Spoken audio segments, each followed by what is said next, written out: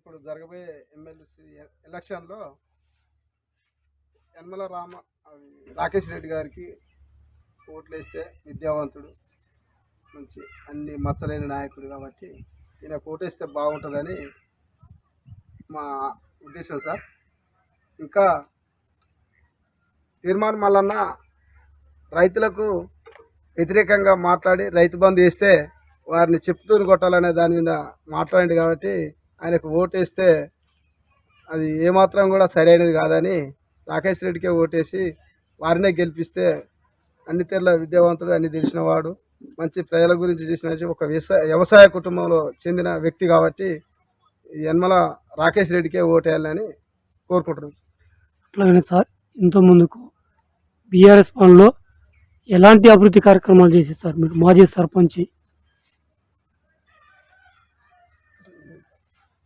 మీరు చేసినటువంటి అభివృద్ధి కార్యక్రమాలు సార్ మా విలేజ్ చిన్న మార్మూలపల్లె, మాకు ఒక గ్రామ పంచాయతీ కట్టించడం జరిగింది. ఇంకా శ్మశాన వాటిక, ఫార్మేషన్ రోడ్లు, సీసీ రోడ్లు, వాటర్కి సంబంధించి 2 బోర్లు, కొత్త మోటార్లు, ఇంకా ఇప్పుడు మన పింఛన్స్ ఒక 27 మంది నుంచి 30 మందికి పింఛన్స్, ఐకేపీ సెంటర్లు ఇక్కడ సెంటర్ ఓపెన్ చేసుకోవడం, శ్రీనిధి లోన్లు కూడా ఇక్కడ ఇవ్వడం జరిగింది. ఇంకా విలేజ్ పరంగా పారిశుద్ధ్య కార్యక్రమాల మాది ప్రైజ్ కూడా తీసుకోవడం జరిగింది సార్. అన్ని కార్యక్రమంలో మంచి ఇప్పుడు ఉన్నంతలో అయితే మాకు మంచి సహకారం చేసినట్టు అనిపిస్తుంది సార్. అలాగనే సార్, ఈ మారుమూల గ్రామానికి టీఆర్ఎస్ పెట్టినటువంటి పథకాలు ఏ విధంగా మీరు ముందు తీసుకెళ్ళి సార్? ఇప్పుడు రైతు బంధు కావచ్చు సార్, రైతు బంధు, రైతు బీమా, కళ్యాణ లక్ష్మి, రైతు సంబంధించిన ఇంకా అనేక అభివృద్ధి కార్యక్రమాలు, ఏది ఇప్పుడు పిండి కానీ అన్నీ అందుబాటులో దొరకటానికి అది బాగా జనాన్ని చైతన్యవంతం చేసి అన్ని వ్యవసాయానికి నీళ్ళు, మిషన్ భగీరథ వాటరు, ఈ కార్యక్రమాలు చేసినాం సార్. దీంతోనే అన్నీ జరిగినాయి. ఇప్పుడు మాత్రం అవన్నీ ఏదో మాయమాటలతో, 6 గ్యారంటీలతో కాంగ్రెస్ మాయమాటలు చెప్పడం వల్ల ఇప్పుడు రైతులకు చాలా ఇబ్బంది పడి గోసపడుతారు సార్. ఇప్పుడు నీళ్ళు లేక, పంటలు లేక ఇప్పుడు రైతు ఇప్పుడు మా విలేజ్లో ఇప్పుడు గెలవంగానే ఇప్పుడు కాంగ్రెస్ గవర్నమెంట్ రాగానే ఐకేపీ సెంటర్ కూడా కోల్పోవడం జరిగింది సార్. మాకు రైతులకు చాలా ఇబ్బందికరంగా ఉన్నది. తాగటానికి కూడా నీళ్ళు లేక ఇబ్బందులు పడుతున్నాం. చాలా అన్ని కార్యక్రమంలో రైతులు మోసపోయారని చాలా వేడుకుంటారు సార్. అట్లాగనే సార్, మీరు అధికారంలో ఉన్నప్పుడు మీ గ్రామాన్ని ఏ విధమైనటువంటి డెవలపింగ్ చేశారు సార్? సార్ మేము అధికారంలో ఉన్నప్పుడు ఇక్కడ కాలువ కూడా మేమే ఒక సొంత నిధులతో 1 లక్ష రూపాయలు ఖర్చు పెట్టుకొని అక్కడి నుంచి ఇక్కడికి 70 డివిఎం కాలువను ఇక్కడికి చెర్లకు తీసుకురావడం జరిగింది. మా చెరువులోకి కాలువ కూడా లేకుంటే మేము కూడా రైతులను ఒప్పించి ప్రైవేట్ కాలువతోని అక్కడి నుంచి ఇక్కడికి 1 కిలోమీటర్ దూరంలో అది జేసీబీ పెట్టి తీసి చెర్లకు నీళ్ళు తీసుకురావడం జరిగింది సార్.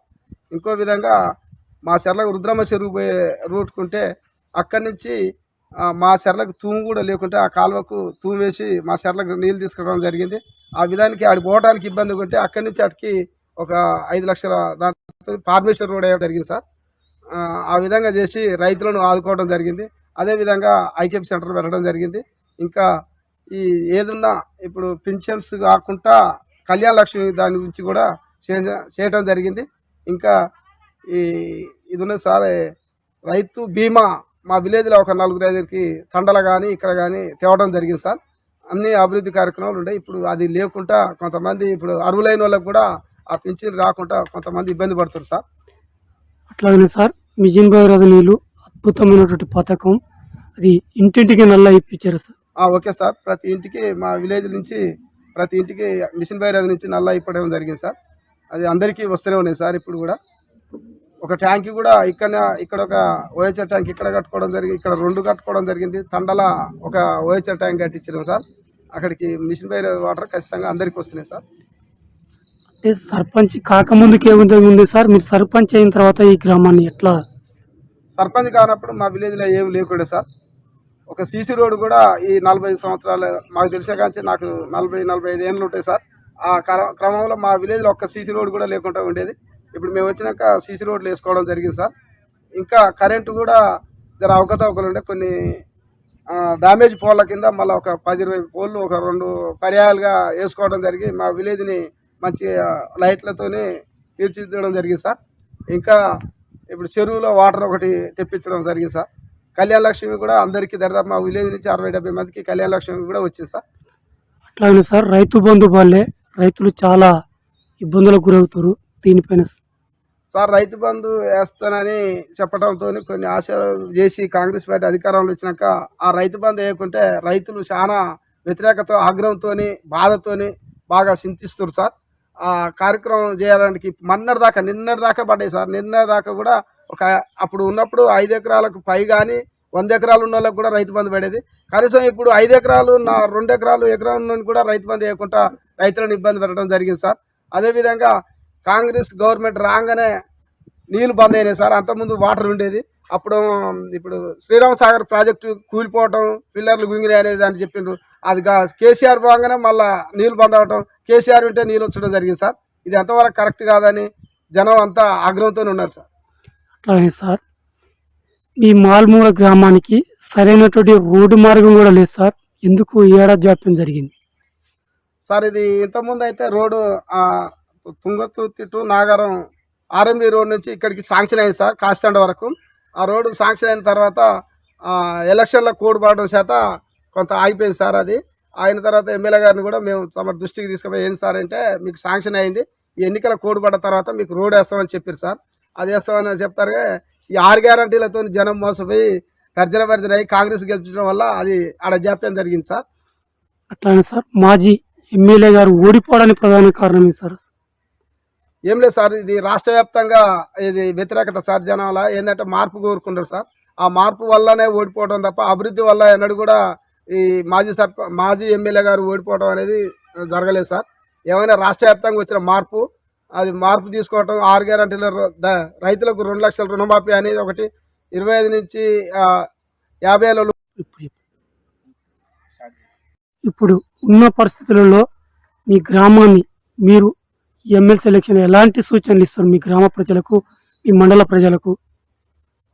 సార్ ఇప్పుడు ఎమ్మెల్సీ ఎలక్షన్లు ఇప్పుడు పట్టభద్రులైన మేధావులతో మార్పు చెందాలని మీరు అంటే, ఇప్పుడు అక్కడ జరిగింది బీఆర్ఎస్ గవర్నమెంట్లో ఏం జరిగింది, కాంగ్రెస్ గవర్నమెంట్లో ఏం జరిగింది, దానికి దీనికి 6 నెలల 5 నెలల మధ్య గ్యాప్ను చూసే మేము అందరం కూడా బీఆర్ఎస్ పార్టీకి మీరు ఓటేస్తే మనకు కొద్దిగా మార్పు వచ్చి మళ్ళీ మన విలేజ్లు యథావిధిగా అభివృద్ధిలోకి పోతాయని వాళ్ళకు ఓటర్లకు మేము సూచన చేయడం జరిగింది సార్. అటు చేసి ఇది వస్తేనే మన బీఆర్ఎస్ పార్టీ వస్తేనే బాగుంటుందని కోరుకుంటున్నాం సార్. అట్లాగనే సార్ ఇక్కడ ఉన్న యాదవులకు గొర్రెల పంపిణీ ఎన్ని యూనిట్లు పంపిణీ చేశారు సరే? మా విలేజ్లలో అయితే లేరు సార్, పక్క విలేజ్లో ఉన్నారు. కానీ అట్లా కూడా కొంతమంది యాదవులకు ఈ మండల వైజ్గా కొంతమందికి ఇవ్వడం జరిగింది సార్. మా పసునూరు పక్కనున్న దాంట్లో ఒక 50 యూనిట్ల దాకా డిక్లేర్ చేశారు సార్. దాంట్లో 20 నుంచి 30 దాకా ఇచ్చారు సార్. కాకపోతే కతిమయ్య కూడా ఇవ్వడానికి డీడీలు కట్టుకోవడానికి వస్తే కోడి వల్ల ఆగిపోయింది సార్.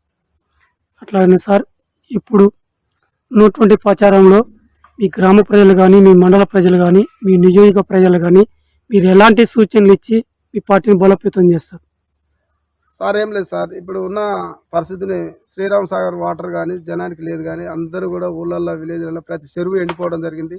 ఇంతకుముందు బీఆర్ఎస్ పార్టీ ఉన్నప్పుడు ఎండాకాలమైన అలుగులు పోసి కలవట్ల దగ్గర అలుగులు పోసి అట్లా ఉండేది సార్. దాన్ని దృష్టిలో పెట్టుకొని ఆ ప్రచారంతో ఇక్కడ జరిగిన కళ్యాణ లక్ష్మి గారి రుణమాఫీ కానీ దీన్ని దృష్టిలో పెట్టుకొని ఈ పింఛన్స్ విషయంలో కూడా ఇప్పుడు ఇది అన్నారు సార్, మహిళలకు ఆడపిల్లలకు స్కూటీలు కూడా ఇస్తున్నాడు. ఆ స్కూటీలు కూడా సిటీలో కానీ ఎక్కడ కానీ అది ఇవ్వకుండా జరిగింది సార్. అవన్నీ దృష్టిలో పెట్టుకొని ఇవన్నీ విషయాలు మాకు జనానికి చెప్పి మార్పు తీసుకురావడానికి ప్రయత్నం చేస్తున్నాం.